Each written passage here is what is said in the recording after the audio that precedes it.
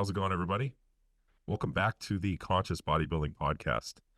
It has been a while since we've done one of these. We've been really busy, Trevor and I included, and we really just wanted to get back on here and talk about some things that have been on our minds, things we've been kind of having back and forths about, and things that we feel are important to talk about. And we wanted to kick this episode off with sleep. So to kind of catch you guys up, more recently, Trevor, why don't you kind of give people an idea? You recently were diagnosed with sleep apnea recently and were treated for it, but like maybe talk a little bit about how you got to you know noticing maybe there was something wrong with your sleep, and kind of your journey with that first and foremost. Yeah. So it's probably been in the last 2 years or so that I'd been noticing I was just really tired. And a part of it is I just chalked it up to, and I think everyone does this, is I just chalked it up to I'm busy. I have a lot going on. It's just, kind of, there's nothing I can do about it right now. I'm not, don't worry about it. It's just, this stage of life, this season of life, whatever. Um, but I was just really, really tired to the point where, and it really didn't matter. I could sleep for 8, 9 hours and I would still just wake up absolutely exhausted, couldn't get through a day without feeling like I needed a nap. Um, and I remember I actually talked to you, man, months prior to finally getting a test, and you had suggested hey, maybe get a sleep study done. And actually, Izzy Navarez also had suggested the same thing to me. Funny enough, because I offhand mentioned that I hadn't had a dream in like 10 years. Mm. Um, so I had some people kind of telling me like, hey, man, some of the things you're describing, maybe you should get a sleep study done, see if you have apnea. And so I knew that was there in my mind, and I still just kind of put it off. Again, busy. I'll do it later. And then my wife mentioned, again, offhand, we were talking about it one night, and she mentioned, yeah, you kind of just like stop breathing when you sleep sometimes. And I know that there had been a few times where I had like woke myself up from my own snoring. And it's that kind of thing where you kind of wake up, you're like choking and gargling, you're kind of Yeah. freaking out, shit, what happened? And what you just fall back asleep, don't think anything of it. But in the last 6 months of last year or so, it started getting to a point of feeling almost dangerous, because it was literally to the point I would be driving, and if I was at a stoplight, I would start to fall asleep at the wheel because I was just that tired. Um, and so when I was out with you in Florida for the Olympia last year, you asked me about if I had taken the Lofta's like online test just to see. Yeah. And so I was like, okay, I took the information and I was like, I'll do that. And of course, I still put it off for like another month. And I did it, and yeah, sure enough, it was like, it was just like a 10 questionnaire thing or whatever, and like Yeah. 9 out of 10, they were like, yep, you might have sleep apnea, you should get a test. So towards the end of the year, right around Christmas, I was like, okay, I'll go ahead and get this sleep study done. See, I can at least see what's going on. So it was an in-home sleep study. It was super easy, which I'll be honest, one of the things that kind of kept me from doing it before was I just didn't want to go somewhere and do it. Yeah. Because over the years, I've had clients and friends and family members that have had sleep studies done, and they tell me about going to a sleep center and all that. And it just didn't sound something I wanted to do. So going into a room and like having to try to fall asleep in and of Yeah, itself is challenging, I right. imagine. It's you think about that, and I've even talked to other people. They're like, you know, you don't even get sleep anyway when you do that, because Right. you're in a different place. There's, hooked up all kinds of cords. There's lights everywhere. If you got to wake up and pee, they got to come unhook you. Yeah. Um, And so, this was a at home study. So I was like, okay, this is something I can do pretty easily, non invasive. It doesn't take a lot of effort on my part. So I get the sleep study done. And it was like a week and a half later, I get the results back. And I had like severe sleep apnea.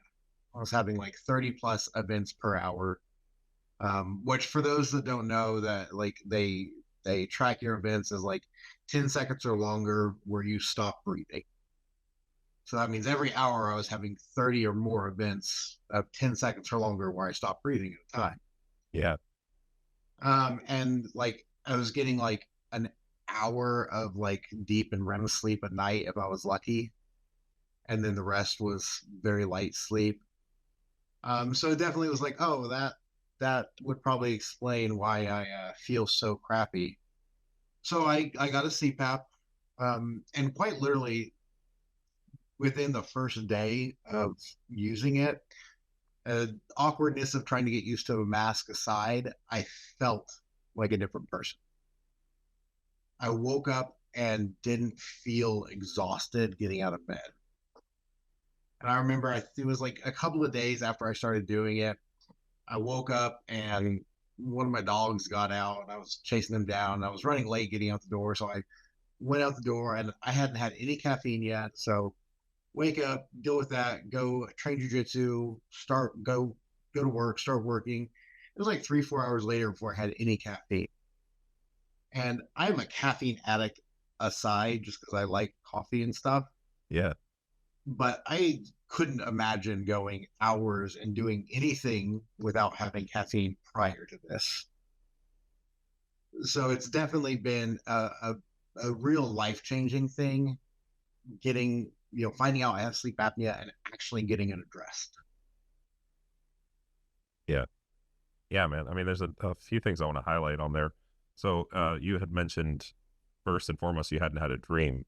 And so for those listening, like sleep apnea, when you have one of these events when you discontinue breathing, it will pull you out of REM sleep, right? And REM is where a lot of your kind of like recovery occurs, and being not having these like REM cycles is one of the reasons why you don't feel so rested, right?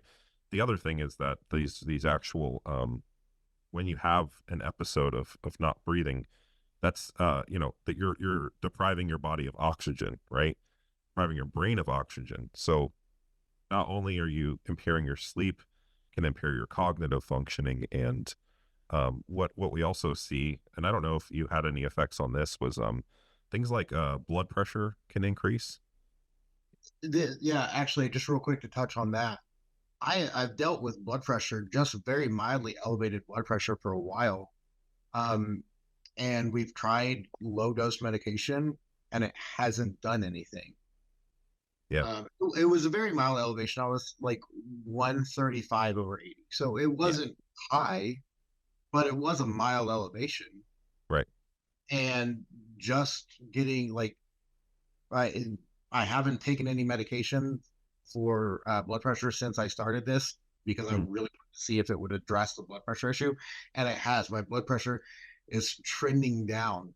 It's still maybe a little higher than I ideally want, but in comparison, it's closer to like 126, 125, Yeah. 126 over That's 78 now. So it's that's trending. huge.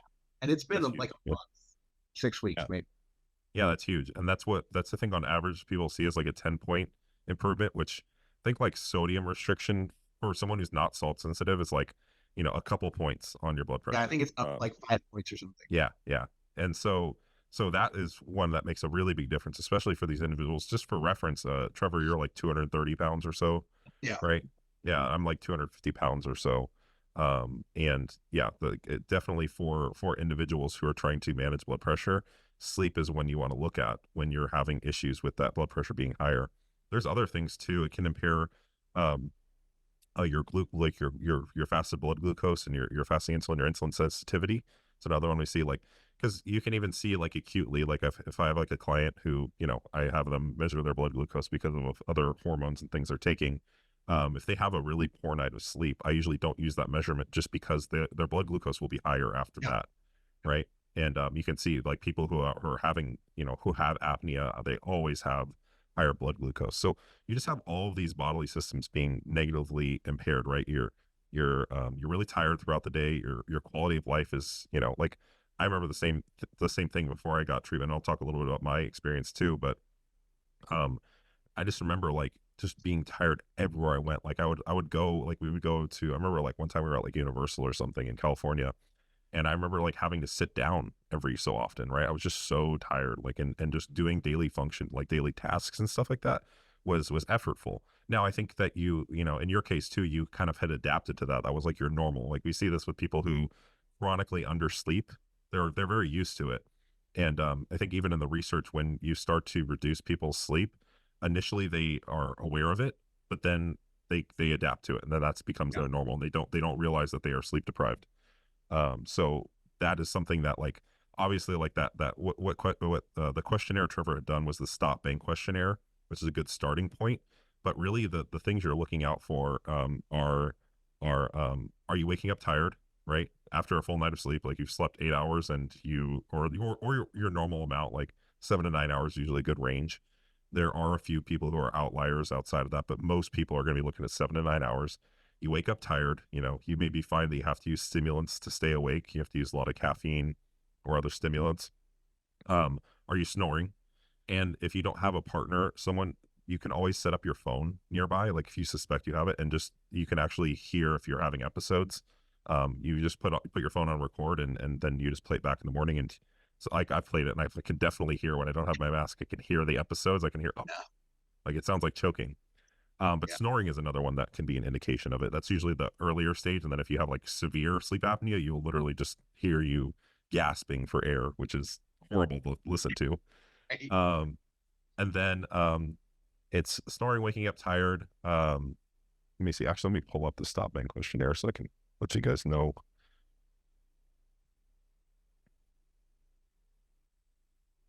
And I'll link this down in the description that for those of you who are curious too or want to take it yourself.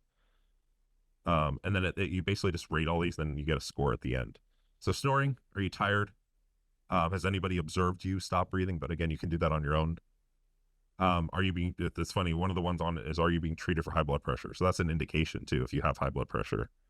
Um, and then BMI of 35 or higher. And I know like all you guys out there would lift, like you're going to be like, well, BMI doesn't matter. It does because of just absolute body weight and body mass, right? Like even if you're a healthy, like, like my body composition at 250 or Trevor's at 230 is pretty good, but it doesn't matter because your BMI is still high, your body weight is still high. And sometimes it's hard with sleep apnea. So it might be the neck, but I remember watching a Stronger by Science episode where they actually said that a lot of the indication was your tongue and your tongue girth and weight Yep. too, which is interesting. Yeah. Your tongue getting in the way of your airway. Regardless, just being a bigger individual puts you at a higher risk of sleep apnea. And then age, many of you maybe not fall into this category, but are you 50 years or older? I think the older you get, the more at risk you are. And they actually do use neck size here. So it's greater than 16 inches. And then male, are you gender? So men are at higher risk. So you can take One all thing of this. I want to just throw out on the whole Yeah, 50-year thing, just because I don't want people to hear that and be like, "Well, I'm 25, I'm 35, whatever." It's right. kind of right. Um, I I've actually talked to some doctors recently that have actually suggested that men in their 30s start paying more attention. Yeah, So they, that says 50, but I would, don't let that stop you from like seeing, because you don't know at 100%. age. We'll get into this a little bit later, I'm sure, but I know dozens of guys in their 20s and 30s who are now on CPAPs. Yep. Yeah. And with the age thing too, just another indicator that isn't on here that I think is a big one to look out for. And this is what I look out for, like for a lot of clients with other, not disease states, but like, some things that come up on their blood work and stuff is genetics. So if Yeah, like I know my dad snores, for example, right? right. And so does my mom as well. So it's like already at a greater risk for genetically having sleep apnea, right? So if that's another indication, it's another reason to start looking into it. If you're like, okay, all of my family snores are like my parents snore. I've observed, a sibling snoring before. It is just another thing where it's like, okay, genetically, I might have a higher predisposition for this thing. So genetics are very strong in that, and it is possible. So that is something that to look out for as well. That's something that was another indicator. Like I got mine pretty young because I've been bodybuilding for a while and I had a higher body weight when I was younger. But when I was looking at all of the risk factors and things like that, I was like, oh yeah, my dad snores, when he sleeps too. So definitely genetics is another one to consider when considering the indications for looking into it. I'll talk a little bit about my experience too, and then we'll go into kind of what you've experienced after fixing it, if you want to do that. Yeah. Yeah. So I've been on a CPAP for a while now. Let's see, 2018. So like at least 6 years.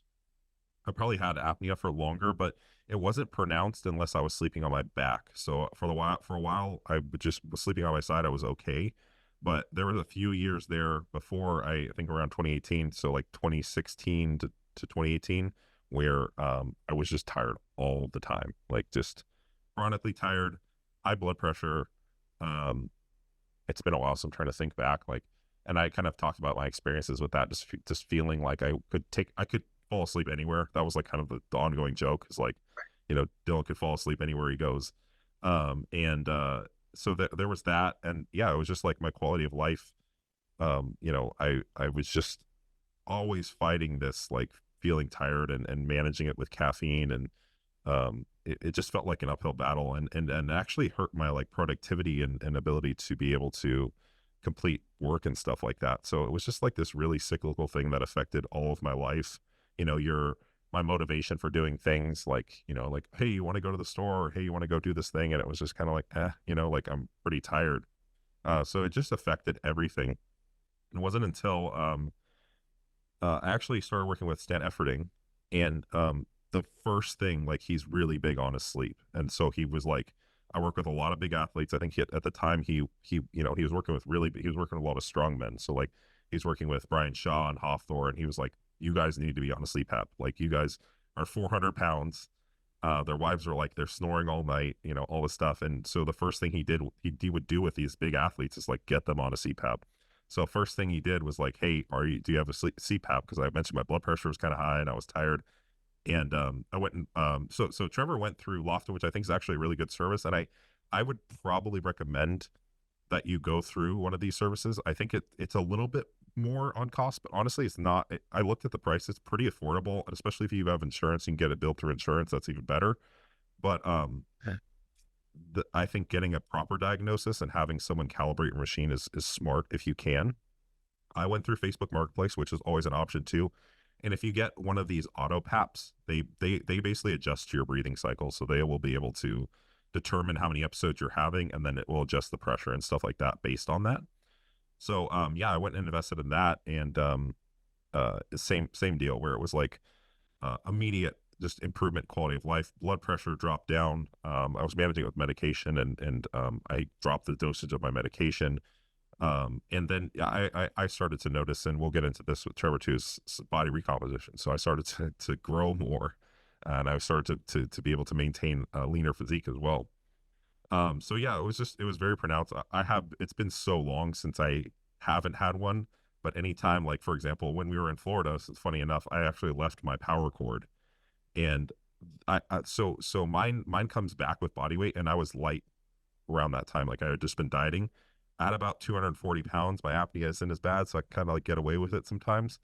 But I started massing around that time, so my body weight started climbing up, and it was like when I was waiting to get a power cord and trying to find the proper one from a machine, it was like some of the hardest like 2 weeks of my life, and that was the first time I had experienced not having a CPAP after years. And yeah, dude, it was like this is another one. I wake up with like I always wake up with a headache and a sore throat, and then Yes. you feel like you're sick.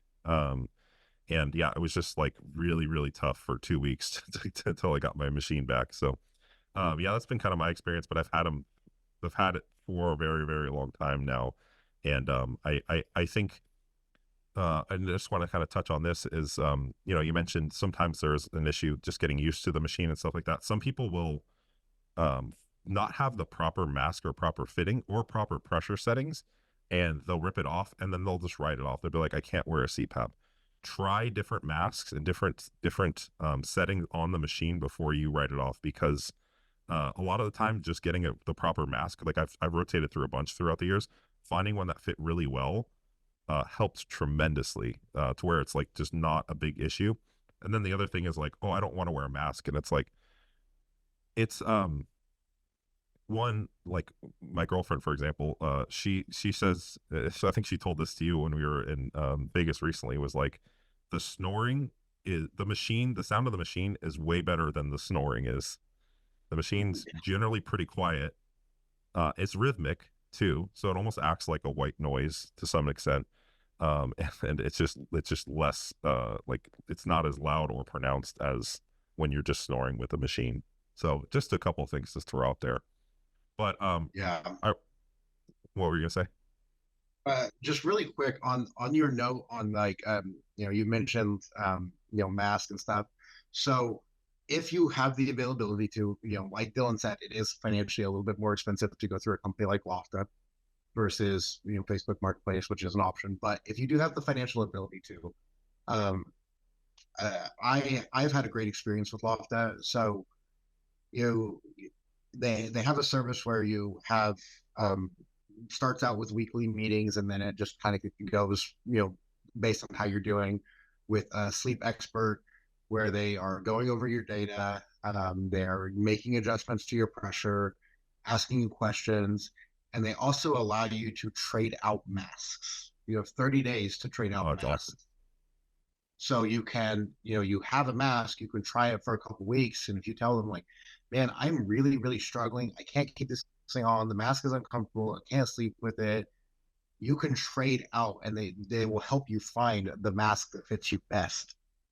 I think I lucked out. Like I had a probably an hour and a half conversation with them at the start about selecting the mask that they think would be the best for me.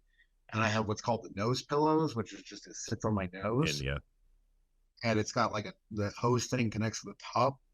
So it's actually really comfortable for me, and I haven't had any issues. I had a little issues having the correct like nose plug size thingy, but yeah, once I got settled, it's been pretty good.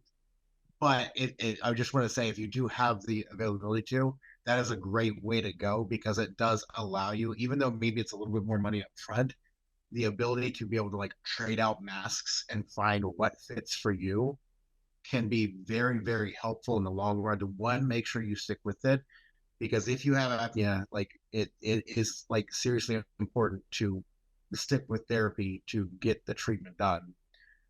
But also just like financially versus having to like you try a mask, it doesn't work. You spend $100 for a new mask, it doesn't yep, work. Another $100 for a different mask. Three masks later, you find one that works, but there's $300. yep. So and this is actually incentive to actually do that first. So if you look at the cost that I've had to spend trying to troubleshoot myself over the years, I probably would have been better fit just getting the proper treatment done initially. Because what happened with me is I initially got a machine that was older and it wasn't an auto PAP. And I kept having issues with the pressure settings.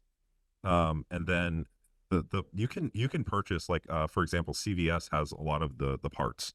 You can go into any CVS and they have a whole CPAP section, and you can get like different hoses, different masks, stuff like that. But they're not cheap. So every time you got to fill it out, it's $50, $100, especially if you buy the proper one, which I recommend doing because I bought some cheap ones too.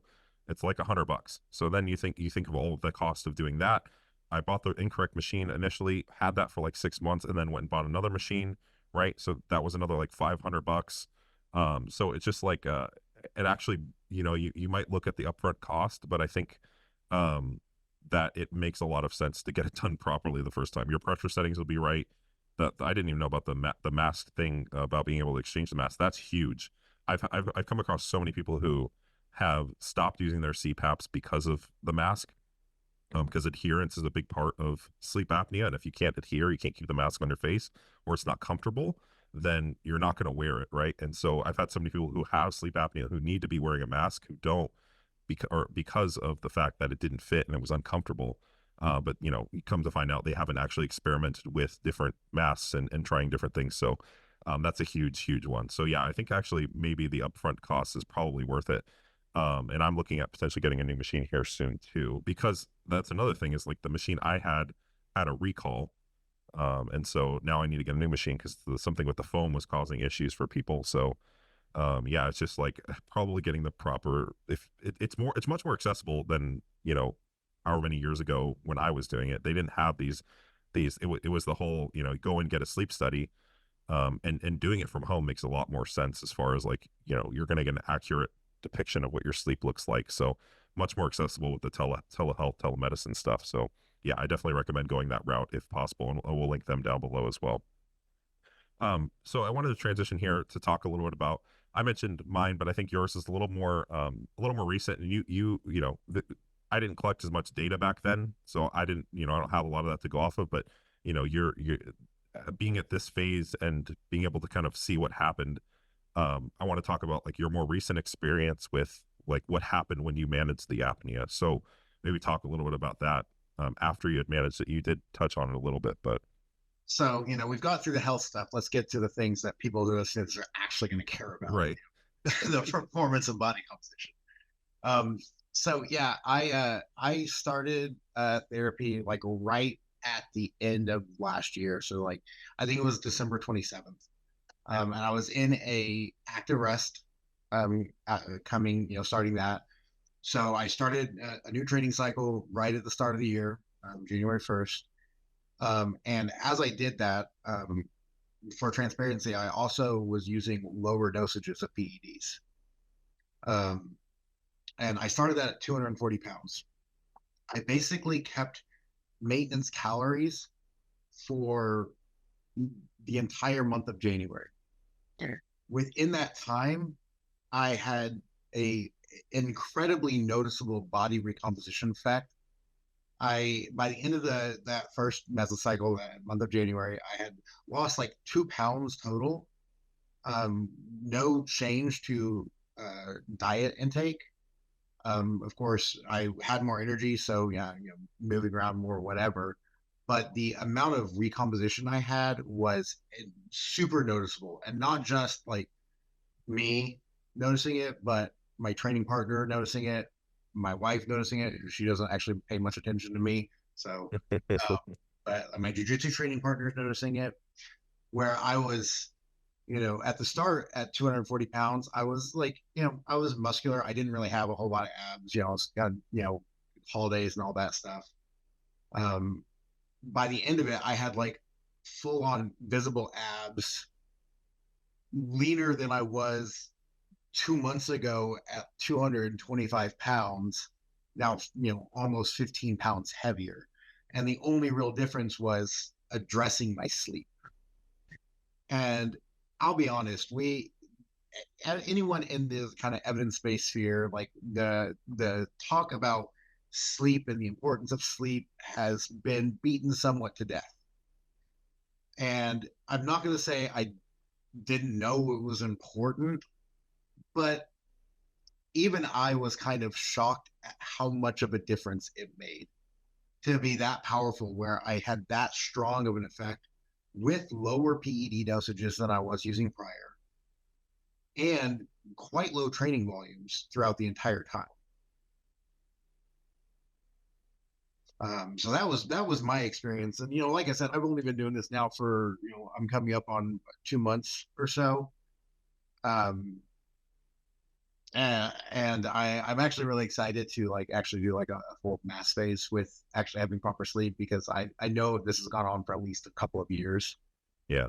But it was one of those things that like the meathead in me was kicking myself for not doing something sooner, because I'm like, damn, man, this much of benefit in like a month. Why the hell did I Right. wait so long?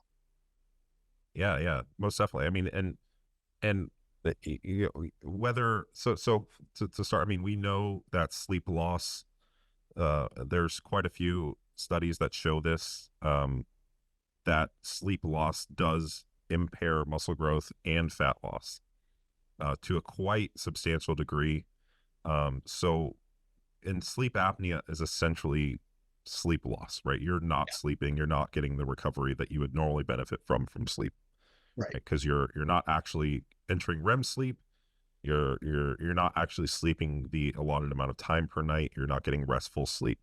So that's in part, and whether that's maybe you had some delayed adaptation. Obviously we don't know the exact mechanism, right? Like maybe you had basically potentiated all of this, muscle growth for so long, but you weren't properly recovering because of the sleep, or it was just allotting the recovery from that current training. I mean, I imagine in part it's the former because of the fact that you were kind of in an active rest phase, right? Right. Somewhat. So like you had such delayed adaptation because your body just didn't have the rest in order to recover and to grow the muscle that you had been, the muscle growth that you had been stimulating for so long, right? So that's probably in part that, but yeah, it very much aligns with the fact that we know that sleep loss impairs muscle growth and fat loss. And so, um, it like you said, it is very much like beat to death, but it still doesn't make it not important. Like sleep Right. is one. People say like, I think people will just throw out like, yeah, get enough sleep, but like it is it is one of the, when you're talking about like the three pillars, like the training diet, or people always like training, nutrition, recovery, like sleep is high up on that hierarchy of importance. Sleep is like um so much of that recovery.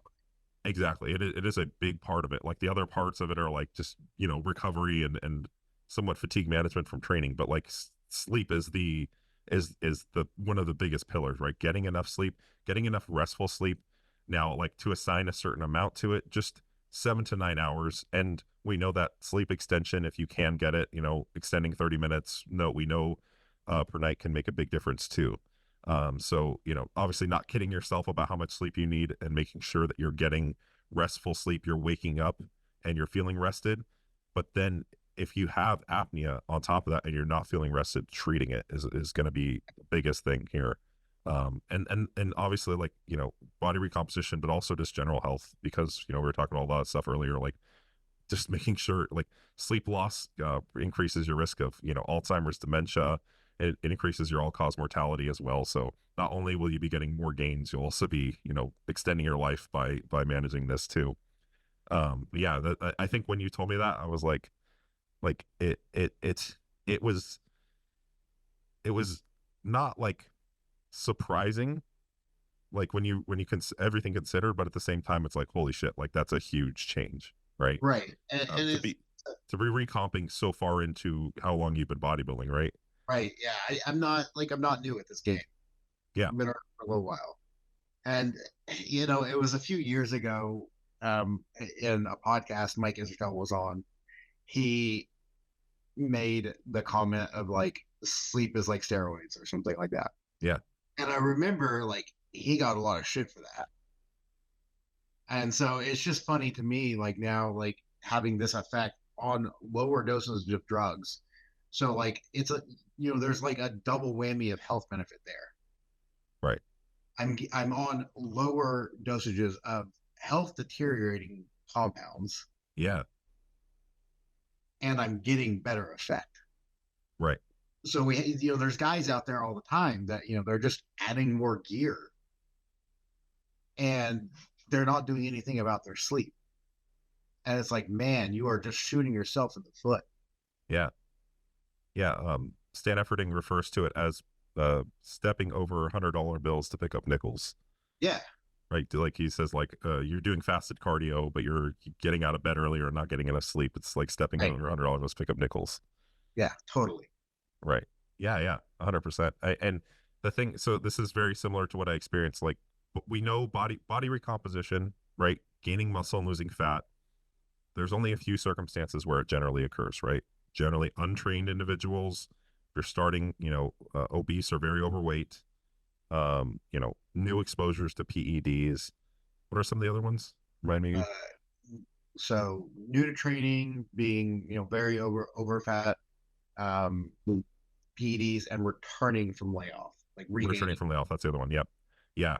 And so these aren't very like common. It's not a very common thing for someone like Trevor or myself to experience body recomposition. It's not it like there may be some circumstances where it can occur, but it is not a very likely outcome to occur. I'll talk a little bit like when I always say this story. So people underestimate, like, I think how like modifying these things, how big the impact can have. For example, when I started working with Jared on the training front, this is what I experienced was my training was suboptimal, right? There was things about my training that needed to be improved. And I experienced a very similar thing where I just started to recomp, where I just didn't touch my PED dosage and I just kept growing and getting leaner, right? And so I think it really, if you are really concerned about making the best progress too, I think really evaluating these things, like just not like just kind of like, oh yeah, I sleep enough, whatever.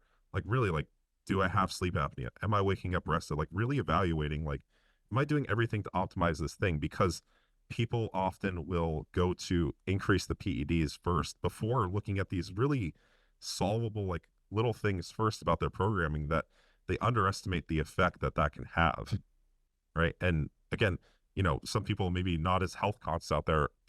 There's also just more costs associated with using more drugs. Like, it costs more Right? money. Yeah. You know what I mean?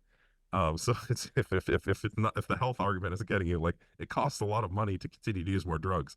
So why Yeah. not optimize your training? Not Why not optimize your sleep and then get the most out of those drugs? Because you're not getting the same effect if you're sleep deprived and taking a ton of drugs. And I talked to Joe Jeffries about this on the podcast. Like, because your body is so inflamed and it's under recovered, you're definitely not getting the most out of those drugs, right? The Yeah. inflammation blunts the muscle growth process because it's so high, right? The under recovery from the sleep is not allowing the growth to occur. You still need those things. Like, just because you take tren doesn't mean that you don't need to sleep at night. Right. Although that might be the thing impairing your sleep in the first place. Yeah. No kidding. Oh God. um, yeah, so it's just to really, like, hone on that. Like, it is so important. And if it is it if this one thing is not, you know optimized, then you're definitely just leaving gains on the table, as shown by Trevor going in, getting treated, and then what occurred after that. Yeah. Yeah. Yeah. So, and I just also just like, you can't undersell how much better life is when you're not fucking tired all the damn time. Yeah. Oh, 100%. Like, 100%. you don't wait when you're not waking up tired, when doing any kind of chore or activity isn't a drag. Like, when you're so tired that you don't even want sex. Want sex? Don't want, like, play with your Yeah. dogs? Just It's like you normal don't want shit anything. work. You just want to like sit around and do nothing. Yeah, and it's hard because, like, again, you're used to, a lot of time you get used to feeling like that, so you're like, oh, Yeah. this is normal. And that's definitely where I was. I just kind of like accepted it as like, this is what it is. Yeah. It's like, it did my best to power through it. But like, man, my Well, life's a lot better now. Like, I right. love Well, and that's what you get, being an individual who is very driven, hardworking. You may just kind of, like, overlook, like, you see, like you mentioned, it's like, oh, it's just part of the process. I'm busy right now. It's like, I'm gonna be tired. And some people wear it as a badge of honor of, like, yeah, I'm so tired, but I'm getting all this work done, or I'm only sleeping this much, but look at how productive I am. It's like, you could probably be much more productive in that time span of when you're awake if you actually are rested, dude. not to Yeah, mention. I have been able to be so much more productive because my brain just works. It's like the whole thing where it's like, you stare at a computer for an hour and you're like, I have done jack shit because I can't think straight. Yep. Like, I don't have that anymore. Yeah. Yeah, you think of the trade-off of, like, of um okay, yeah, I'm gonna sleep, in this case, like, if you were underslept and you're like, I'm gonna sleep a couple more hours a night, and it's like, well, I'm not gonna get to work for those couple hours. It's like, well, maybe you don't need to if you're actually rested when you go to work, Yeah. right? You can get all that work done in a smaller allotted amount of time and then be able to enjoy your day because you're not tired and need to go take a nap after.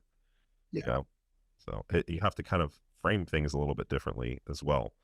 And it's a tough balance to strike. Like I talked about this on, I did a vlog recently where, you know, as a bodybuilder, like, is still being one of my main focuses, you know, outside of like, you know, being productive, trying to get work done and all that stuff, is like, bodybuilding is this tough thing where, you know, you could maybe get away with it if you were in another, you know, career or doing something else that wasn't as focused on muscle growth and how important recovery is.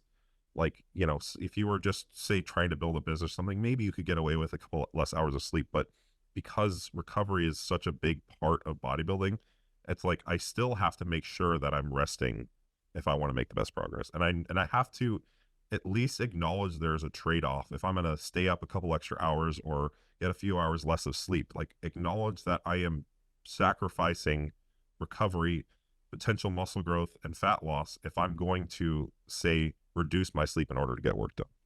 Yeah. Right. And so it is a tough balance to strike. And I can see that where, like, in prep, especially, like, that trade off generally is going to be more in favor of, like, if I'm tired, and I need to sleep an extra hour, like, it's probably best served if I do it, you know?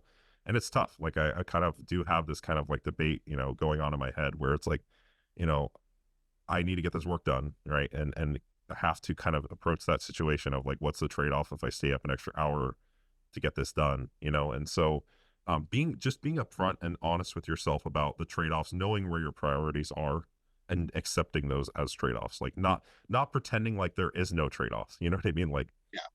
pretending like if I get 6 hours, I'm going to make the best muscle growth possible, you know, or make the best fat loss if I'm in a contest prep. Like, knowing that there is something that comes along with that, and it's not just like, yeah, no, I could just sleep as much as I want and, you know, get as much work done and do all of these things at the best. You know, there is a trade-off that is associated with that, and chronically, definitely a trade-off associated. But yeah, I think that's pretty much it. So as far as like kind of wrapping up and thoughts, maybe give kind of your closing statements, and we'll kind of talk a little bit about, again, getting proper treatment.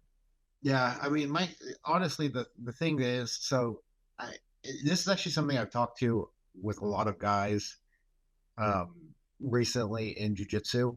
Because a lot of those guys are starting to look at getting CPAPs now as well.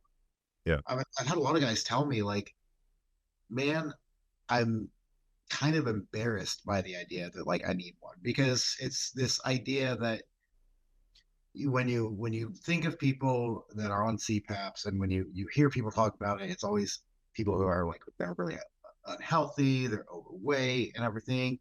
And these are guys that I mean, they're doing jujitsu and they're competing at high levels. Right. And I'm talking to them and they're like, they're getting these tests and they're coming back like, oh, I do have sleep apnea, and they're like, it's kind of embarrassing because like I'm not like my uncle who's 150 pounds overweight and doesn't do anything. The most activity he gets is walking to the fridge. Yeah.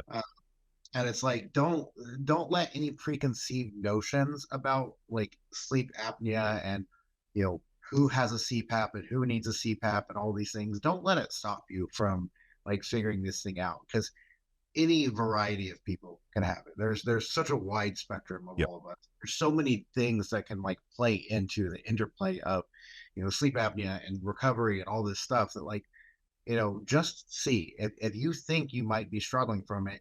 It is, especially today in today's age, it is so easy to do things like the at-home test from Lofta or something.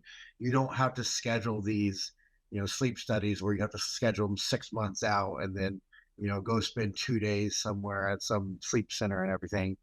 You start it, buy the test, and like 2 days later it's at your door and you're doing it. It's so easy now. So just if you think you might have a risk, don't wait. Don't be nervous. Don't be embarrassed because of who you're used to having a CPAP or who you think should have a CPAP. Just see if you have it. If you do, just address it. Right. Yeah, and I think we should start to look at it, and it is becoming a more socially acceptable thing, but we should start to look at it as, if you want to perform at your absolute best, Yeah. be the best athlete or bodybuilder you can, it is something that you should be managing Yeah. 100%. And we are starting to see more people who are athletes talk about using CPAPs, and I've always tried to like put it into my content and talk about it because I want to make it a more normal thing. I'm more like, hey, I'm invested in making the best progress in my health, so like this is something I use. I even saw Nick Walker. There is still some pushback. Like even saw Nick Walker made a post about, and he was wearing a CPAP, and people were like, "Oh, like you have to wear that thing on your face because of blah blah blah." And it's like, dude, like Nick Walker would be at a huge health detriment and performance detriment if he wasn't wearing one. That guy is like 5'8" or something at like 300 pounds. Like Yeah. there's no way that he doesn't need one. But I've also seen some bodybuilders.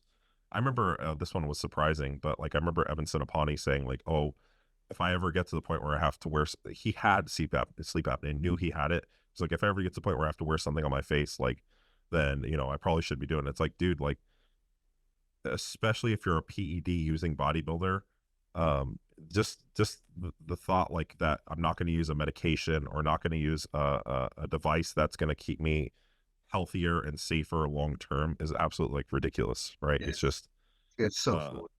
it is really this is something that can really, I mean, save your life because people a lot of the time, especially bodybuilders, we hear about them having some of these like they have some strokes and other things in their sleep, and sleep apnea puts you at risk for that. So managing that, you've made the decision to become enhanced. You made the decision to become a bodybuilder, and accept the trade-off that comes along with that, and do your best to be there, to be healthy for your family, for yourself, to think about your life after bodybuilding is something that you should be doing. If not, you need to reevaluate, your priorities, Yeah. in my opinion.